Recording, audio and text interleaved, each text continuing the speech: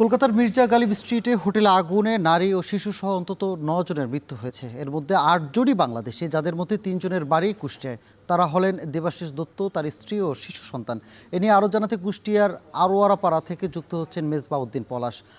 পলাশ, জানাবেন যে কলকাতায় নিহতদের সম্পর্কে কি তথ্য আছে আপনার কাছে?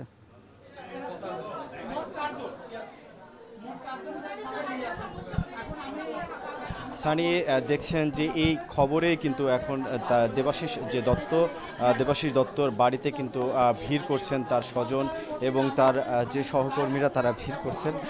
মূলত দেবাশিস দত্ত আসলে গত ৩ আগস্টে কিন্তু তার যে স্ত্রী আসলে অসুস্থ হওয়ার কারণে কিন্তু তিনি ডাক্তার দেখাতেই কিন্তু কলকাতায় সেখানে যান এবং সেখানে তিনি অবস্থান করছিল এবং এবং এবং তার সাথে কিন্তু তার যে স্ত্রী এবং যে তার যে ছেলে সন্তান এবং তার শ্বশুর, এছাড়াও যে তিনি দেবাশিস দত্ত, মূলত ৪ জন কিন্তু এই পরিবারে কিন্তু ৪ জনের মৃত্যু হয় এবং এই মৃত্যুর পর থেকে আমরা দেখছি যে সহকর্মীরা তারা খবর দিচ্ছেন।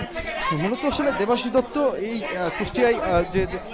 কুষ্টিয়ায় যে স্থানীয় যে পত্রিকা আজকের আলো পত্রিকার তিনি ভারপ্রাপ্ত সম্পাদক ছিলেন এবং চ্যানেল 9-এর কুষ্টিয়া জেলার প্রতিনিধি ছিলেন এবং আজকের যে পত্রিকা, সেই পত্রিকারও তিনি কুষ্টিয়ার রিপোর্টার হিসাবে তিনি কাজ করছেন এবং দেখছেন যে স্বজনরা কিন্তু তারা কান্নায় ভেঙে পড়ছেন এবং শুধুমাত্র তার যে সন্তান, তার যে কন্যা সন্তান, সেটি শুধুমাত্র তিনি বাংলাদেশে থাকার কারণে কিন্তু তারও যাওয়ার কথা ছিল, কিন্তু আজকে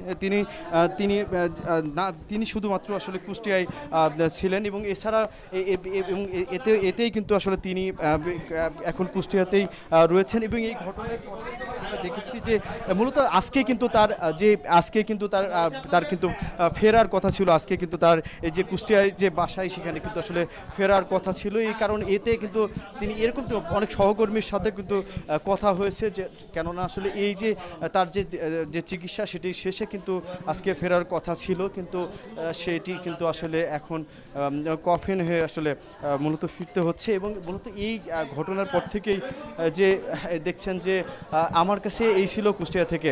সানি, কুষ্টিয়া থেকে সরাসরি যুক্ত ছিলেন সহকর্মী মেজবাউদ্দিন পলাশ।